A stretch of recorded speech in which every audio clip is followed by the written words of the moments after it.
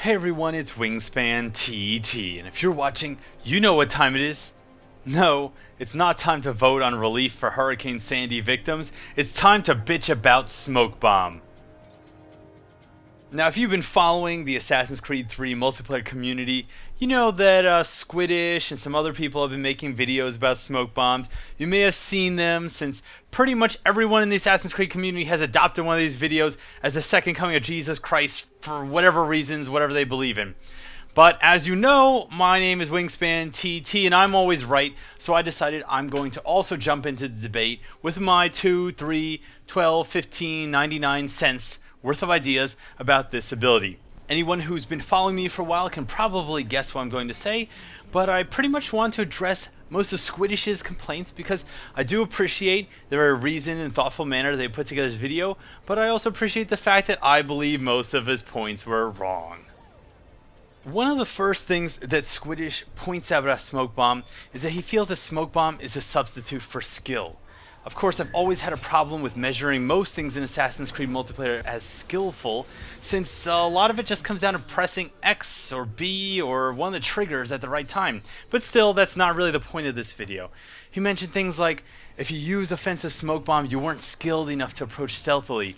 Or maybe you used it offensively because you weren't skilled enough to get a focus, or you weren't skilled enough to get a naked stun on players. But my main problem with all of those arguments is simply that approaching stealthily, getting focus bonuses, and getting naked stuns doesn't work if they're good players. Good players will listen to whispers, and no matter how good you are, if you've got a disguise, if you're using glimmer, if you're approaching from the rooftops, if you hack the game, if good players hear the whispers, they're not going to stick around. They're not just going to stand there and wait for someone in disguise to walk up to them and poison them, or walk up to them and get a focus bonus on them. Good players pay attention. Good players will be using abilities, possibly like firecrackers and wipe, that even if they're not sure who their pursuer is, they're going to reveal you. Good players are going to put themselves in situations at the edge of the map that will prevent you from getting to them without exposing yourself. So I think that's one of the biggest fallacies, is to say that Smoke Bomb is a substitute for skill. There are plenty of situations in Assassin's Creed 3 where no matter how skillful you are, you will not be able to approach your target completely incognito, because even if they don't know who you are, they'll fly the coop. In addition to saying that Smoke Bomb doesn't take any skill, one of Squiddish's main problems with Smoke Bomb is that he feels there aren't adequate counters to Smoke Bomb. He does admit that there are counters that, for instance, Wipe and Animus Shield are in the game in part to directly counter Smoke Bomb.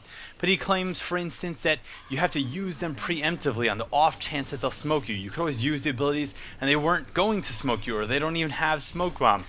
You know, he complains that Animus Shield's cooldown is too long, or that Wipe doesn't actually make them waste Smoke Bomb. That sure, it prevents them from using it, but they still have it on cooldown, or they still have it available once Wipe wears off. And of course, he also complains that Animus Shield gives too much warning. You know, I have a couple problems with this line of reasoning with saying that the counters to Smoke Bomb are bad.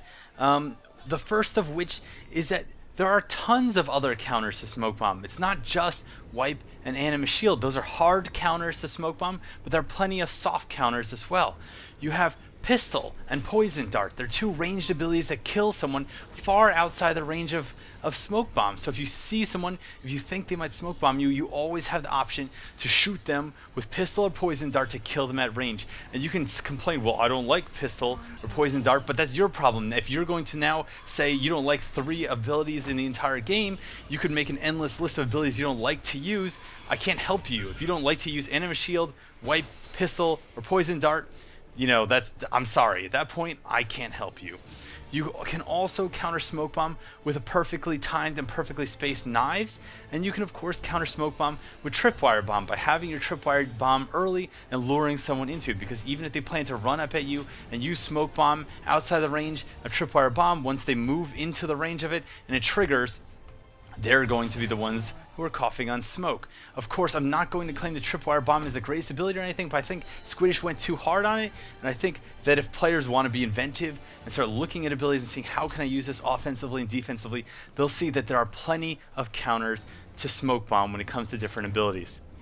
Of course, Smoke Bomb has a lot of natural counters as well. Counters such as terrain, using the Z-axis, getting higher than your opponent. All right. Distance. Smoke bomb has a very set distance. Yes, you can throw it, but in order to throw it, you have to go into a very obvious throw animation, and you have to actually hit the person with the thrown smoke bomb. So being outside of that distance prevents you from getting hit by smoke bomb. And of course, using distance to bait smoke bomb out, walking into perhaps the 4-meter range around someone will force them to drop smoke bomb, or force them to go into throw animation, at which point you can just run up and get an easy stun or kill. So basically, it's not just the abilities that counter smoke bomb, and there are more abilities than what Squiddish said.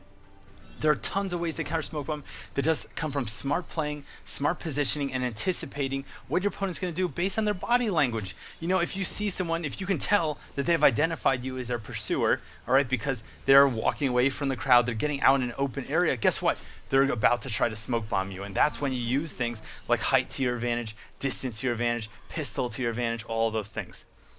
One of the other problems I have with saying that the counter abilities to smoke bomb are bad, you know, Squiddish says, well, you use Animus Shield or Wipe, but you have to use them preemptively, and therefore they're really limited, is that it's a fallacy to say that these are counter abilities just to smoke bomb. Like, sure, Wipe, you know, and Animus Shield have to be used preemptively to smoke bomb, but they can also be used to stop all kinds of stuff. Wipe can stop tons of abilities, pretty much every ability in the game. Animus Shield can stop firecrackers, it can stop poison. Animus Shield can stop Animus Hack. Animus Shield can stop pistol and poison dart. So yes, equipping these things just to fight smoke bomb feels like a waste of time, but these abilities have uses outside of facing off smoke bomb, and to limit them in that way is basically to write off the entire point of the ability. Finally, I think that Squiddish really failed to mention the huge cooldown nerf of smoke bomb. Yes, he mentioned it. He did say the smoke bomb got a huge cooldown nerf, but he didn't actually talk about what the effect was in the game. And the effect is you can use smoke bomb a lot less than you could before. You know, in Assassin's Creed Revelations with some cooldown, things like that, you could be using smoke bomb like every 45, every 50 seconds, which was insane. Now with a cooldown of 100 seconds, yeah, you can get it down a little bit, all right? But with a base cooldown of 100 seconds, you can only use smoke bomb like 7 or 8 times in an entire match. You know, maybe you use it 7 times, you successfully, you know, get a stun or a kill out of it, maybe 5 out of those 7 times. So what does that get you, 1,000 points? You have to think about the opportunity cost of smoke bomb. If you equipped poison instead of smoke bomb, sure, you might only get a poison off 3 times in a match, all right? But if you get that poison off 3 times a match, you're going to get 900 points off it, which is basically the same as smoke bomb. If you use decoy and you can use it 14 times in a match, maybe people will only fall for it like 3 or 4 times.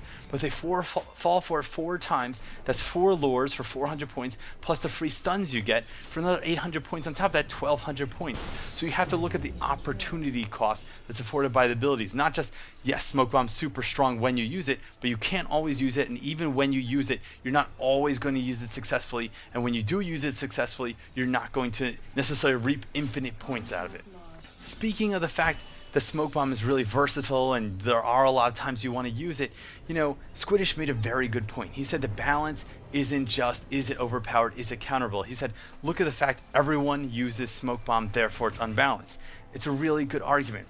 But I would like to say that that doesn't necessarily mean there's something wrong with the game. There's plenty of games where there are things that everyone does that there are technically options for that don't ruin the game. Does having the queen in chess ruin the game? The fact that there's this piece that's way better than the other pieces on the board? It just means that the queen has more value, that using it, it's more versatile, and that taking it out has more strategic value in the game of chess. Just the same way that countering smoke bomb now puts someone at a huge disadvantage because they have a 100-second cooldown. You know, the point after touchdown kick or the punt in football, you know, the point after touchdown kick is so overpowered, it's so unbalanced. No one ever goes for the 2-point conversion, but that's just saying that, you know, it's a safe ability, you know, it's a safe ability. Yes, it's the ability in football to kick for an extra point. It's very hard to counter. It's not really fun to play against. As the defending team, you really can't block it in most situations.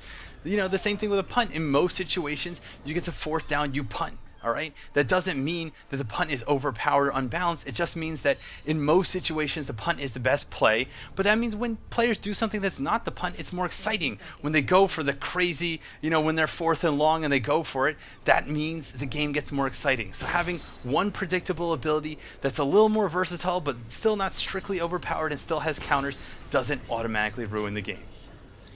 Anyway, I just want to say in summary, Smoke Bomb is definitely a good ability. It's really strong. It's really good at what it does, but it's not the invincible wall that Squiddish makes it out to be. It has counters, which include abilities, player skill, and of course its huge cooldown, which is a liability that almost nobody ever mentions. So I'd just like to say that now that I've settled the argument once and for all, I'm glad we can all agree to never ever debate about Smoke Bomb again.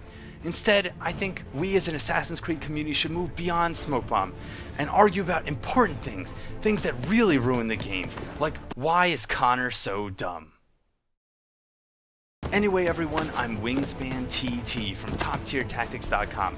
I hope you enjoyed this video, and I hope you'll come back next time for more Assassin's Creed 3. Cheers!